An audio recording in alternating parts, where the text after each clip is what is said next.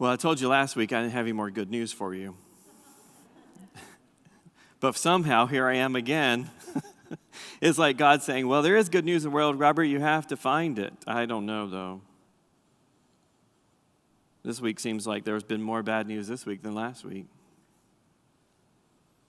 The world certainly feels more uncertain and less safe for women, for children, for people trying to be themselves. The world is not offering any good news, I'm sorry to say. I don't know about you, but it feels like the world is less stable than last week. It feels like the world is less stable than it was, like we've been standing on some sands and ground that's shifting beneath our feet and becoming unsettled. It's becoming uncertain. The world doesn't feel as solid as it used to. Even from a week ago, things have changed. But you know, the truth is the world has never been stable or secure or safe. But before this week, I could pretend that it was. I could pretend that there was certainty and security and truth to hold on to. I could pretend, but I can't pretend anymore. I mean, maybe we've always been pretending. Maybe because the world's never stable or safe, we've just pretended that it is. But it's in these moments of historical shifts in our laws and our society that makes it all the more evident. There's nothing certain, nothing stable, nothing lasts forever. We're always moving, shifting, being unsettled. Sometimes we take steps forward. Sometimes we take steps backwards. We're always changing, moving, transitioning. I don't want to admit it. I don't want to admit it. But we are always moving from one place in life to another, one transition in life to another. I am not as young as I used to be. I'm not the same person as I was 10 years ago, 5 years ago even. Nothing is settled. I'm growing older, wiser maybe, more cynical probably. Grumpy, true. Nothing stays the same. Nothing. We just think it is. Even the institutions we hold dear do not stay the same. We should know this as United Methodists, right? We should, as United Methodists, know this. This week and next week are transition weeks for United Methodist Church. We call ministers to move, and move. We call ministers to move to different places and churches to accept new ministers. We are always a transitional church. We're always moving. We're moving forward. Nothing stays the same. New churches are preparing for new ministers this week, whether they like it or not. Some churches are grieving because they're losing their beloved pastor. Some churches are angry because they're having to change when they did not want to. Some are nervous because of the new ministries. Some are joyful because something might change, something new might come. Nothing stays the same. And as difficult as it is to admit, I think this awareness of transition, of change, this awareness to be truthful about the way the world is, can be helpful for us.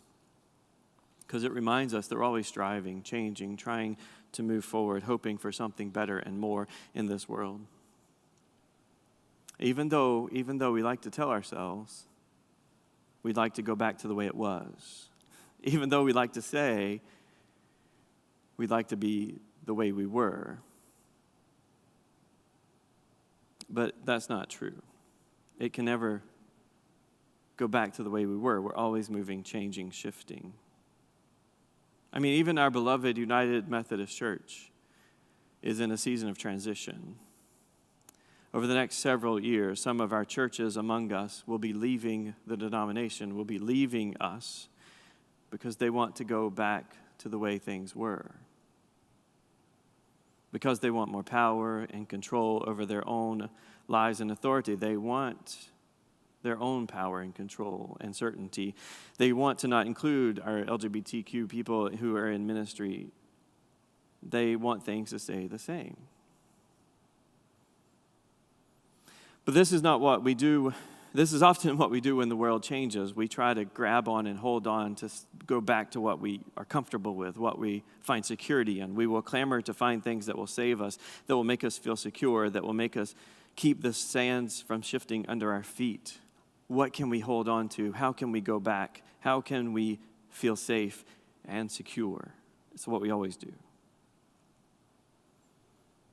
But the truth is, nothing is ever certain or safe or secure. I mean, Jesus never calls us to be comfortable. Jesus never calls us to be settled. Jesus is always calling for his disciples to follow him. And he's always calling us out of ourselves, out of comfort and security and certainty. He says, if you want to follow me, you get rid of everything you own. If you want to follow me, you must deny yourself. If you want to save your life, you have to lose it. If you want to be first, you must be last.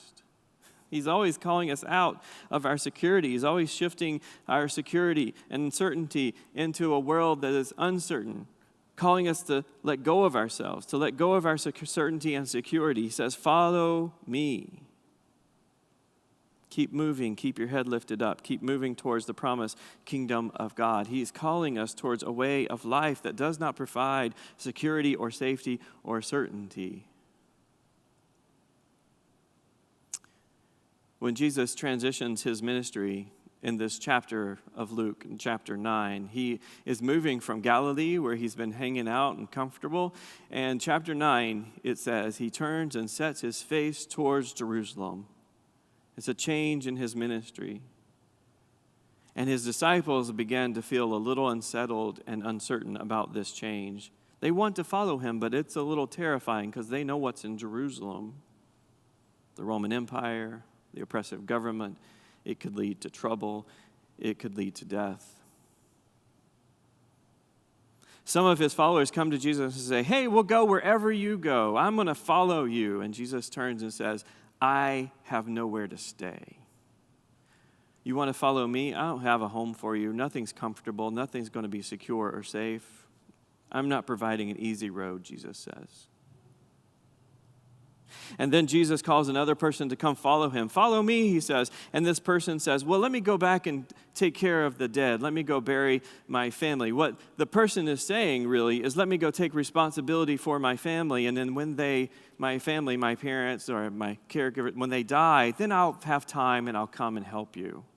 Jesus, he says to Jesus. And Jesus says, no, you got the dead bury the dead. If you want to follow me, you got to follow me. Let it go. Leave it behind.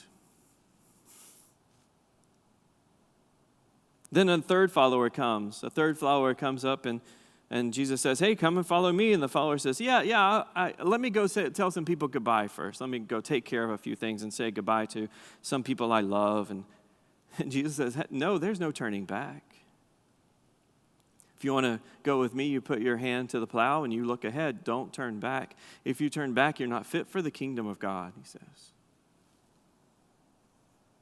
Put your hand on the plow, keep moving. It's a call to a way of life that does not allow for things to stay the same. It's not a faith that says, we've always done it this way, we'll always do it this way. That's not what Jesus calls us to. Jesus says, I'm calling you to new life. And the gospel calls us towards love and a life that seeks justice and mercy in this world, a life not built on security and safety and comfort, but a life built on love. And that love and that life is not about power or control or desire to control others, but it is about loving and living into a way that the kingdom of God can come. I mean, if you read the Gospels, Jesus rarely is in control of everything. He's very rarely in control or rarely sought power over others. I know we like to say that God's in control of everything. I know we like to say it, but I think most of the time when we say it to feel better about ourselves. We like to say it because we're saying that we want to be in control. We want power. We want security. We want certainty. We say it vicariously through God. But Jesus does not offer that way of life. I mean, when Jesus first sets his sight towards Jerusalem, the first thing that happens is he sends people to a village to say, I'm coming, prepare for me. And what do? They say, no, thank you. They reject him completely. They don't want anything to do with him. Jesus is rejected. The first thing happens on his way to Jerusalem. Jesus can't even control the people he wants to minister to. And the disciples are furious about it. They get so angry and mad. They say, Jesus, you want us to bring down fire on these people? That's often how you respond when you can't control something, by wanting to take revenge and hate out on those who aren't doing what you want them to do. But Jesus looks at them and rebukes them. He says, this is not the way. This is not the way of love. Instead, he says, keep moving, keep walking. Do not bring down fire. Do not respond with hate. Instead, keep your eyes ahead toward the kingdom of God and your hearts open towards love. Love. Don't turn back to your old life. Don't turn back to hate, revenge, and fear. Do not turn away from the calling of love and justice in this world.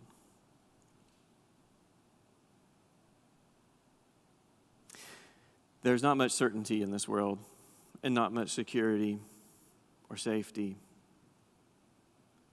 But there is one thing I know in this text that is sure, is that Jesus is calling his disciples to follow him, which means Jesus is leading the way. And along the way, that we are not alone in that journey. Jesus called his disciples to follow him up the mountain, down the valley, to feed the hungry, to confront the oppressive powers, to care for the lost and lonely, to the places where death seemed to win and hate seemed to rule. Jesus said, follow me to these places. I will be with you no matter what it looks like. Jesus did not call them to safety or security or comfort, but a way of love, a life of love for the needy, for the poor, for the lost, love even for enemies.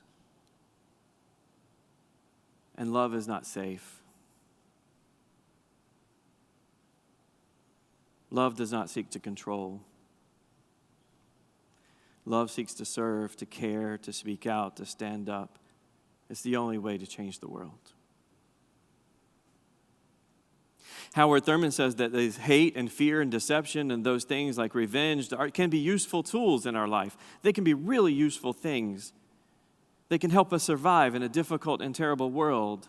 And they can seem effective as well. I mean, if you fear can keep you safe, right? Fear of something can keep you safe from it. Hate can motivate you to manage difficult situations. It can spark your interest in trying to change things. These things of hate and fear and revenge and deception, they can be very effective and very helpful at times. He says, but in the end, these things will destroy us all. Because they will hold us captive. They will eat away at our integrity. They will not let us live. The only thing that will change the world, he says, is love.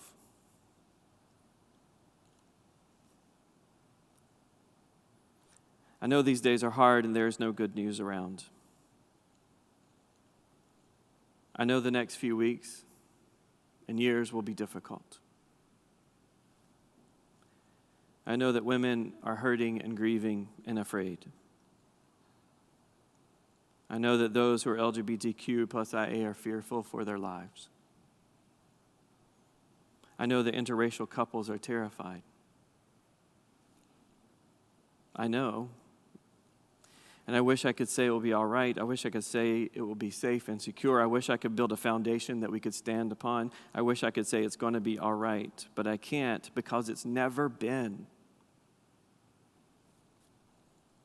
But maybe that's part of the good news, because nothing is so settled that it cannot be changed.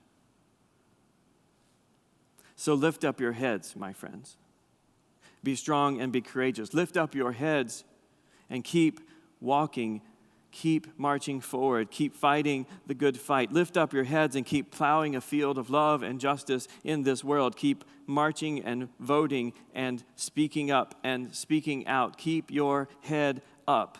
Do not turn back. Do not look back. Do not let the shifting sands of fear and hate and revenge and deception drag you back to your old ways. Do not let your desire for control control you. Do not turn back. For Jesus is following us, calling us to follow, calling us to put one foot in front of another, calling us to serve, to pray, to give ourselves to those in need, to seek justice and mercy in this world. And he will go with us. This is all I'm sure of.